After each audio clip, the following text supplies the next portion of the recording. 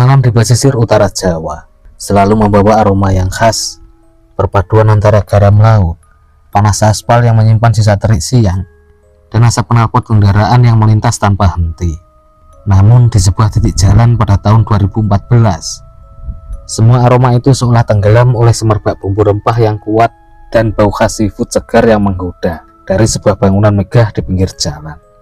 Bangunan itu dikenal sebagai rumah makan Pak Cipto.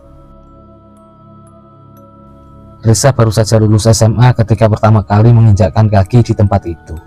Seperti banyak gadis desa lain yang mencoba mencari peruntungan di sepanjang jalur utama Pulau Jawa, ia memberanikan diri melamar pekerjaan di rumah makan besar tersebut.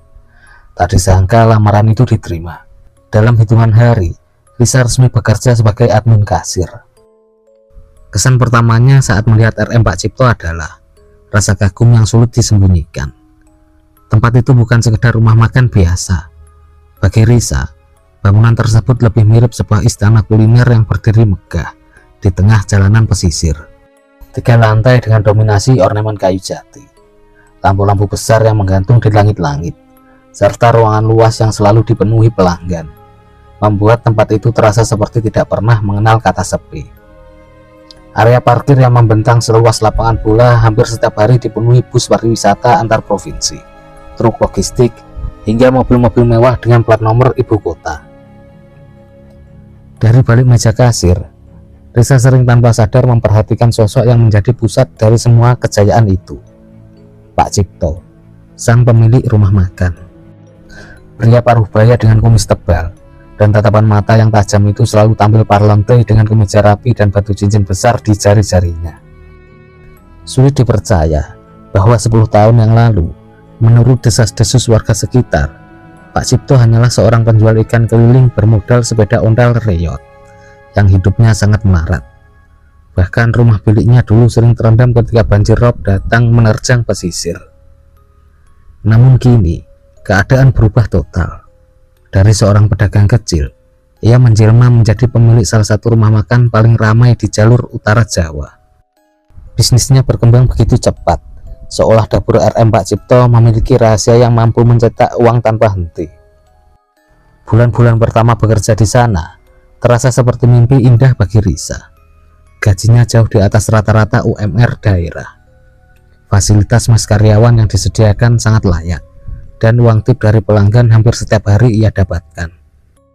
Namun ada satu hal yang selalu ia ingat, tidak ada sesuatu yang benar-benar datang tanpa harga, terutama dari sebuah tempat yang kemajuannya terasa terlalu cepat dan sulit dijelaskan. Seiring berjalannya waktu, Risa mulai menyadari adanya kejanggalan demi kejanggalan di balik RM Pak Cipto. Hal-hal yang dianggap sebagai rahasia umum yang tak pantas dibicarakan. Rahasia jamu pahit dan wajah-wajah lelah.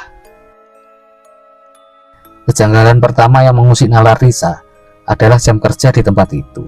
RM Pak Cipto menerapkan jam kerja yang tidak biasa.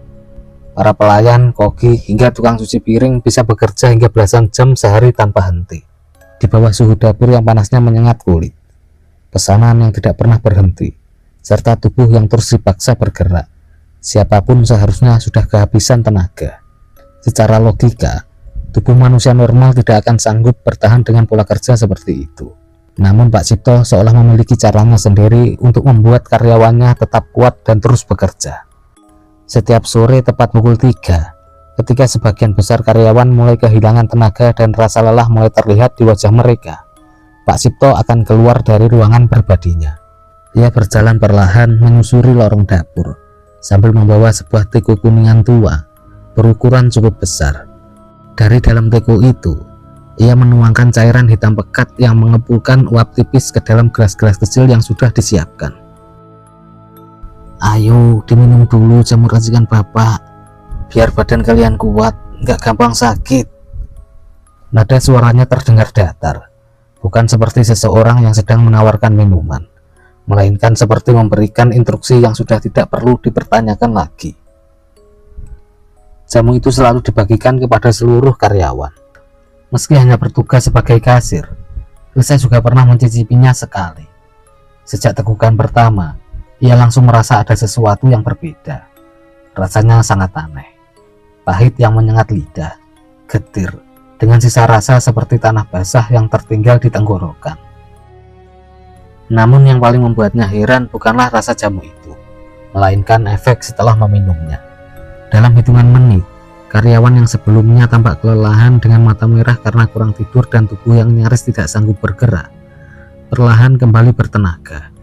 Mereka terlihat seperti orang yang baru saja mendapatkan waktu istirahat panjang.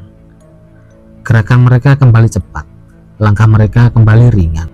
Mereka kembali bekerja, seolah rasa lelah yang tadi terlihat tidak pernah ada. Tapi ada satu hal yang membuat Risa merasa tidak nyaman. Setelah meminum jamu itu, wajah mereka justru terlihat berbeda.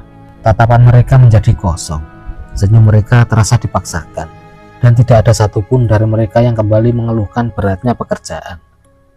Meskipun sip hari itu masih terasa berjam-jam, mereka hanya terus bekerja sampai waktu kerja mereka berakhir. Kejanggalan kedua berkaitan dengan para karyawan yang bekerja di RM Pak Cipto. Suatu malam, ketika Risa sedang menyusup rekap data gaji dan daftar karyawan, ia mulai menyadari sesuatu yang sebelumnya tidak pernah ia pikirkan. Dari puluhan perempuan yang bekerja sebagai pramusaji, sebagian besar bukanlah gadis muda seperti dirinya. Banyak di antara mereka sudah berkeluarga, baik sebagai ibu rumah tangga maupun perempuan yang pernah menikah. Awalnya Risa menganggap hal itu hanya kebetulan. Namun, semakin ia memperhatikan, semakin ia merasa ada pola yang aneh. Karyawan perempuan yang masih muda dan belum menikah ternyata tak pernah bertahan lama di sana. Beberapa gadis yang pernah masuk sebagai pramusaji hanya bekerja dalam hitungan minggu sebelum akhirnya berhenti. Alasannya hampir selalu sama. Ada yang tiba-tiba sakit, ada yang beberapa kali jatuh pingsan tanpa penyebab yang jelas. Ada juga yang mengundurkan diri setelah kondisi tubuhnya menurun drastis. Terlihat jauh lebih kurus dan pucat dibanding saat pertama kali bekerja di tempat itu. Tidak ada yang pernah menjelaskan apa sebenarnya yang terjadi. Para karyawan lama hanya menganggapnya sebagai hal biasa, seolah kejadian seperti itu sudah terlalu sering terjadi di RM Pak Cipto, hingga tidak lagi dianggap aneh. Tanpa ia sadari, Risa mulai menyadari satu hal yang membuat pikirannya tidak nyaman. Di antara semua karyawan perempuan muda yang pernah bekerja di sana, Risa adalah satu-satunya staf gadis perawan yang bertahan paling lama di sana. Part selanjutnya lusa malam jam 8 tepat. Tidak subscribe plus lonceng mati, kamu pasti ketinggalan bagian paling mengerikan. Cukup sekian untuk kisah kali ini. Nantikan kisah-kisah selanjutnya hanya di Kabar Mistis. Wassalamualaikum warahmatullahi wabarakatuh.